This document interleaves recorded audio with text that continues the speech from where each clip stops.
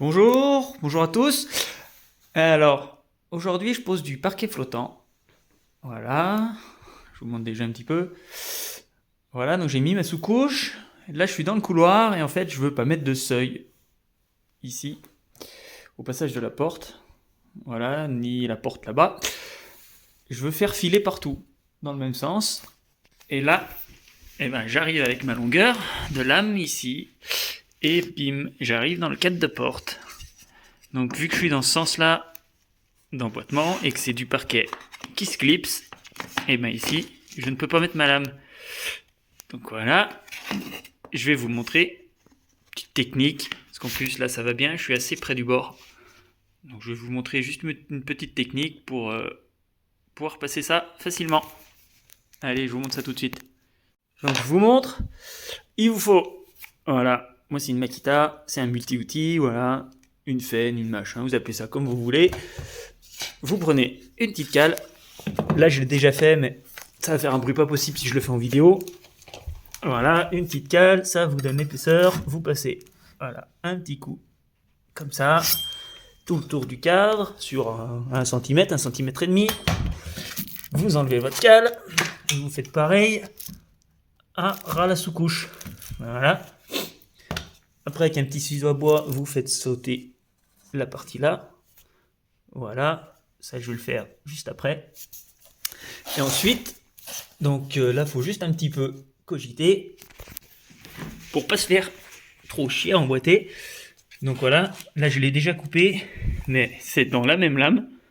Comme ça, le joint, il se voit pas. Et là, je le coupe au niveau du gros chanfrein ici. Voilà. Donc je vais finir mon entaille, je vais tracer la découpe du cadre. Voilà, en reportant mes cotes. Mais ça, je vais vous le montrer. Donc voilà, je vous montre. J'ai fait sauter au ciseau à bois. Voilà, tout le tour. J'essaie de bien vous montrer sur à peu près 1 cm. Ça, on s'en fout, hein, c'est pas au millimètre. Hein. Voilà, je prends ma planche.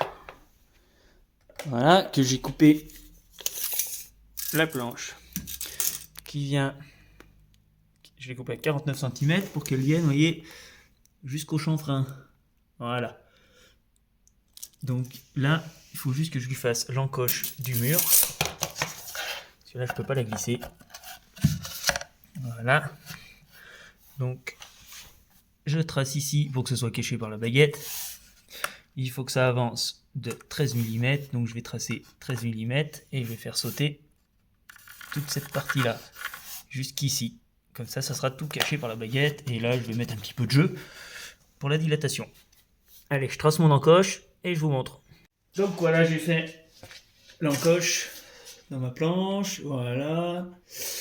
Planche qui vient là. Donc pour pouvoir la mettre, on va enlever la lame d'avant. Tac. On approche celle-là. Voilà. On prend une petite cale, le marteau. Hop. Voilà.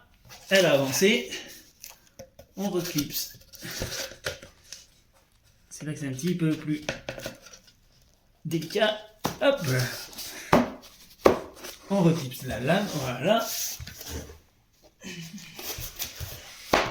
Hop. Voilà, donc ici je suis emboîté. Là on voit que c'est quand même propre. Sauf que, voilà, vu que j'ai reculé mes lames, j'ai un petit jour. Donc il suffit juste. Je vous repose là. Il suffit juste avec une petite cale. On vient juste retaper là pour que ça recule. Délicatement parce que ça va marquer assez vite.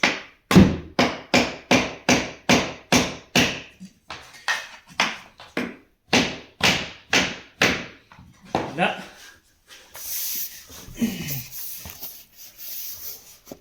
Encore un petit peu.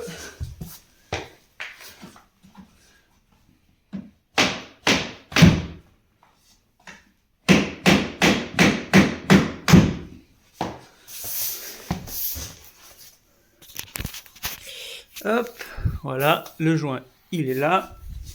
On met juste un petit coup de maillet. Ça s'emboîte nickel.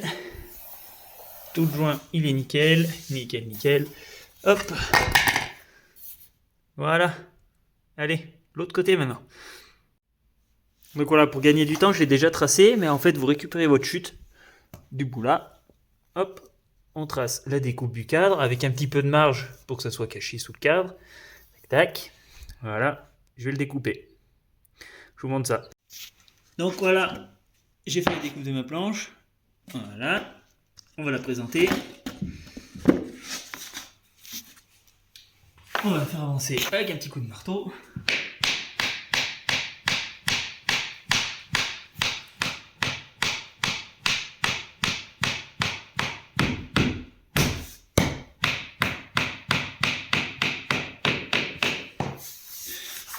Hop. Voilà. Donc, le joint, c'est le même veinage. J'ai envie de dire, il se voit quasi pas. Hein, celui qui sait pas, il ne le voit pas. Ce qui est important, c'est de prendre la même planche pour que le veinage se suive et que le joint soit le moins possible. Et vous voyez, moi c'est propre. Il y a le petit jeu là, il y a le petit jeu de ce côté pour la dilatation. Sous la porte, il y a un peu de jeu vu que j'ai fait l'encoche. Et c'est assez propre. Voilà. L'autre côté, c'est le même principe, mais en plus simple parce que l'emboîtement est à l'inversé. Voilà. Et ben, merci. J'espère que ça va en aider quelques-uns et puis à la prochaine.